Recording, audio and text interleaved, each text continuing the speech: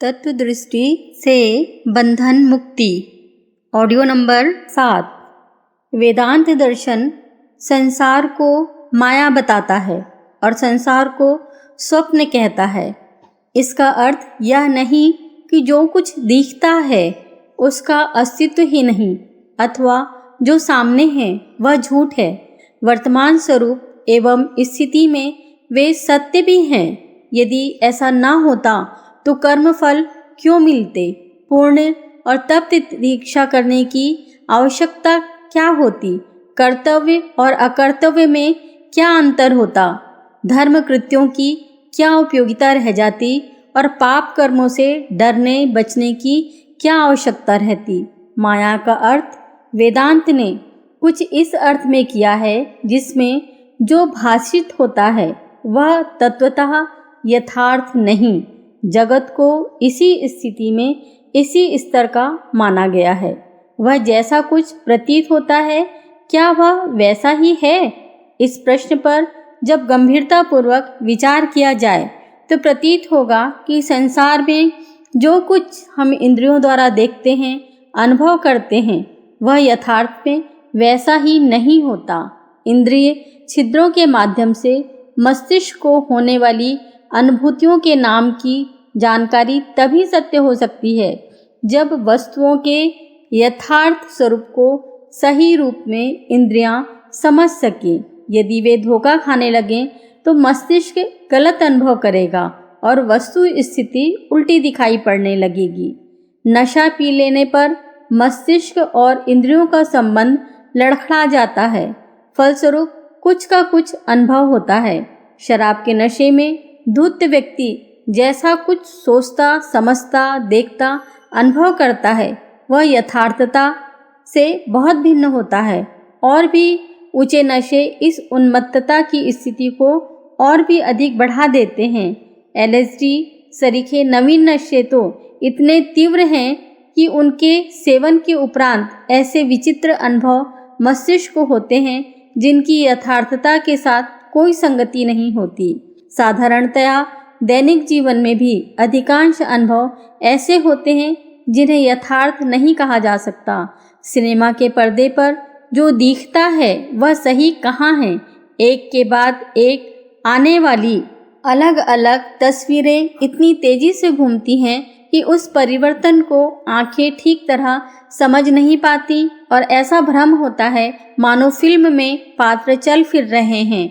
Loudspeaker से शब्द अलग अन्यत्र निकलते हैं और पर्दे पर तस्वीर के ओट अलग चलते हैं, पर दर्शकों को ऐसा ही आभास होता रहता है कि मानो अभिनेता के मुख से ही वार्तालाप एवं संगीत निकल रहा है। प्रकाश की विरलता और सघनता भर पर्दे पर उतरती है, पर उसी से पात्रों एवं दृश्यों का स्वरूप बन जाता है और मस्तिष्क ऐसा अनुभव करता है मानो यथार्थ ही वह घटनाक्रम घटित हो रहा है। सिनेमा के दृश्य क्रम को देखकर आने वाला यह नहीं अनुभव करता कि उसे यांत्रिक जाल जंजाल में 2.5-3 घंटे उलझा रहना पड़ा है। उसे जो दुखद, सुखद, रोचक, भयानक अनुभूतियाँ उतने समय होती रहती हैं वे सर्वथा भ्रांत थीं। सिनेमा हॉल में कोई घटनाक्रम नहीं घटा, कोई प्रभावोत्पादक परिस्थिति नहीं बनी। केवल प्रकाश यंत्र या ध्वनि यंत्र अपने अपने ढंग की कुछ हरकतें भर करते रहे। इतने भर से दर्शक अपने सामने अति महत्वपूर्ण घटनाक्रम उपस्थित होने का आभास करता रहा। इतना ही नहीं, उससे हर्षातिरेक एवं अश्रुपात जैसी भावना भारी मन स्थिति में भी बना रहा। इस इंद्रिय भ्रम को माया कहा जाता है। मोटी दृष्टि से यह माया सत्य है। यदि सत्य न होती तो फिल्म उद्योग, सिनेमा हॉल, उसमें युक्त हुए यंत्र, दर्शकों की भीड़, उनकी अनुभूति आदि का क्या महत्व रह जाता? थोड़ी विवेचनात्मक गहराई से देखा जाए तो यह यंत्रों की कुशलता और वस्तु स्थिति को समझ ना सकने की नेत्र की असमर्थता के आधार पर इस फिल्म दर्शन को मायाचार भी कह सकते हैं। दोनों ही तथ्य अपने अपने ढंग से सही हैं। संसार चूंकि हमारे सामने खड़ा है, उसके घटनाक्रम को प्रत्यक्ष देखते हैं, इसलिए वह सही है, किंतु गहराई में प्रवेश करने पर वे दैनिक अनुभूतियां नितांत भ्रामक सिद्ध होती हैं। ऐसी दशा में उन्हें भ्रम, स्वप्न या माया कहना भी अत्युक्ति नहीं है। स्पष्ट है कि सभी दृश्य पदार्थ एक विशेष प्रकार के परमाणुओं का एक विशेष प्रकार का संयोग मात्र है। प्रत्येक परमाणु अत्यंत तीव्र गति से गतिशील है। इस प्रकार हर पदार्थ अपनी मूल स्थिति में आश्चर्यजनक तीव्र गति से हरकत कर रहा है, पर खुली आंखों यह सब कुछ देख नहीं पाती और वस्तुएं सामने जड़वत स्थिर खड़ी मालूम पड़ती हैं।